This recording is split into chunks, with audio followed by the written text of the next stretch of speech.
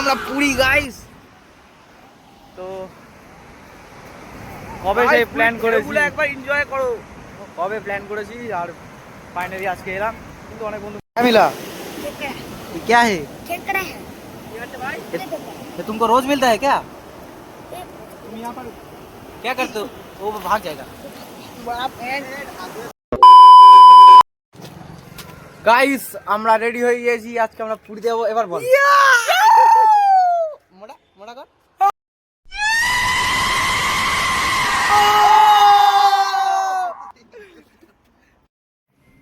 তো বাস ছাড়ার কথা ছিল বিকেলবেলা, কিন্তু বিকেলবেলা বাস তো ছাড়লো না। বাস ছাড়তে ছাড়তে প্রায় 6টা মতো বাজতে যায়।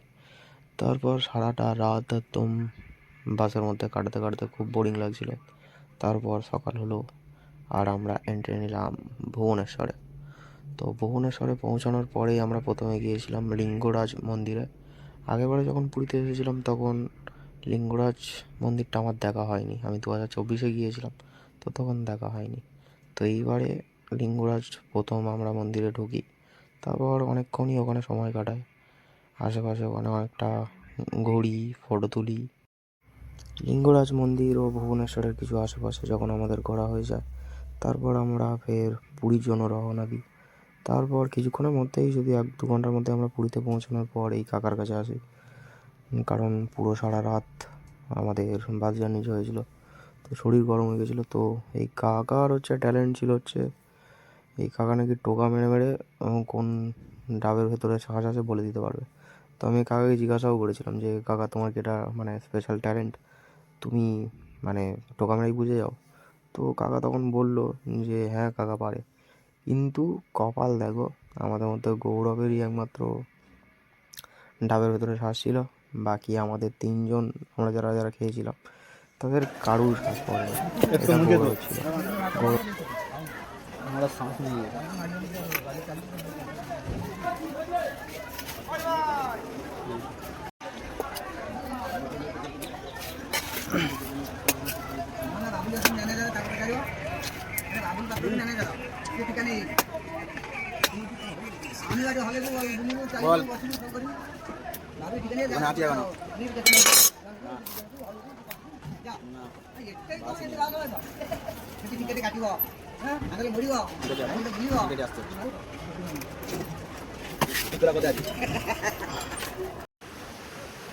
ঠিক তারপরেই চলে গিয়েছিলাম আমরা হোটেল থেকে ডাইরেক্ট সমুদ্রের ধারেতে।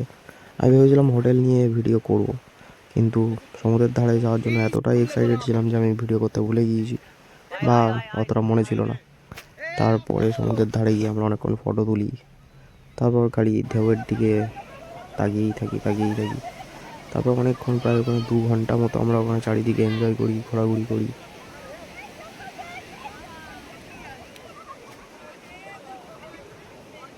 A few minutes later. Morning guys, আমার বন্ধু কেলিয়ে পড়েছে।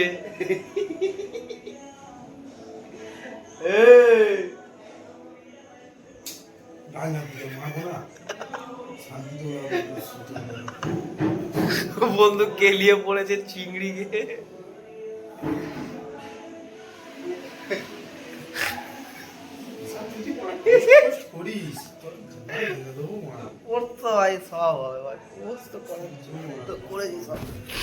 চলো পাখির সাথে দেখা করা হোক।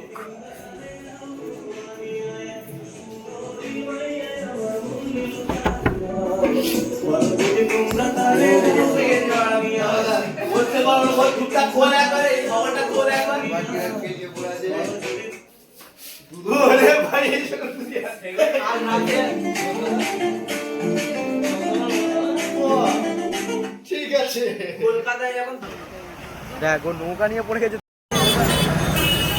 লাল লাল ঝাল ঝাল সরে আসি, পা নামে সরে আসি।